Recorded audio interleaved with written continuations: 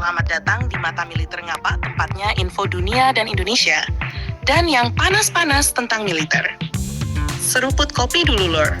Program pengembangan pesawat tempur KF-21 atau Boramai kembali menjadi sorotan setelah Indonesia dan Korea Selatan menyepakati perubahan skema kontribusi pendanaan. Banyak yang menganggap Indonesia rugi karena porsi kepemilikan turun drastis. Namun, apakah benar Indonesia tidak mendapatkan apa-apa dari proyek bernilai miliaran dolar ini? Awalnya, Indonesia berkomitmen menanggung sekitar 20% biaya pengembangan atau setara lebih dari 1,6 triliun won Korea.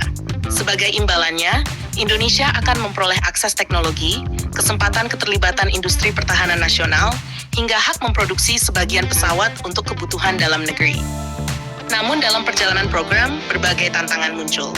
Mulai dari perubahan kondisi ekonomi, penyesuaian anggaran, hingga negosiasi ulang antara kedua negara.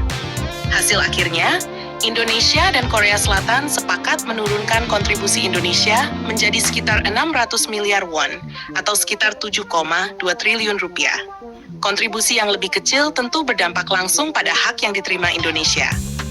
Porsi kepemilikan dalam program juga turun menjadi sekitar 7,4%. Inilah yang kemudian memunculkan anggapan bahwa Indonesia kehilangan banyak keuntungan. Padahal kenyataannya tidak sesederhana itu. Dengan kontribusi yang telah disepakati, Indonesia tetap memperoleh satu unit prototipe KF-21, yaitu prototipe kelima yang digunakan dalam program pengembangan. Kehadiran prototipe ini sangat penting karena memberikan kesempatan bagi para insinyur dan teknisi Indonesia untuk mempelajari langsung teknologi pesawat tempur generasi 4,5 tersebut.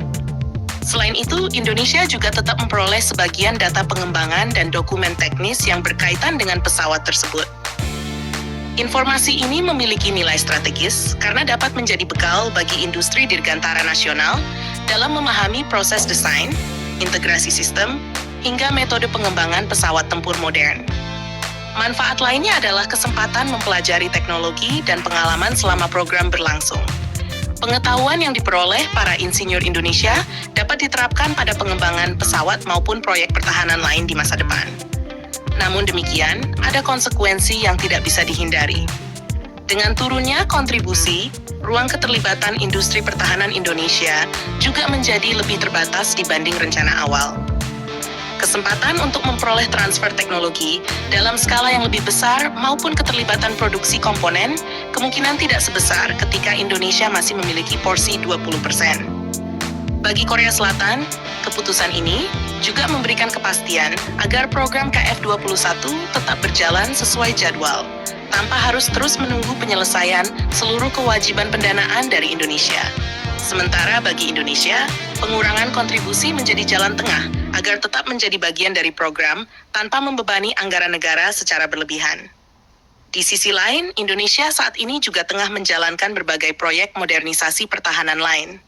Mulai dari pembelian pesawat tempur Rafale, pengembangan kerjasama dengan Turki melalui proyek KAAN, hingga peningkatan kemampuan industri pertahanan dalam negeri. Hal tersebut membuat pemerintah harus membagi prioritas anggaran ke berbagai program strategis sekaligus. Karena itu, melihat hasil akhir kerjasama KF-21, tidak bisa hanya dari angka persentase semata. Memang Indonesia kehilangan sebagian peluang untuk memperoleh manfaat yang lebih besar.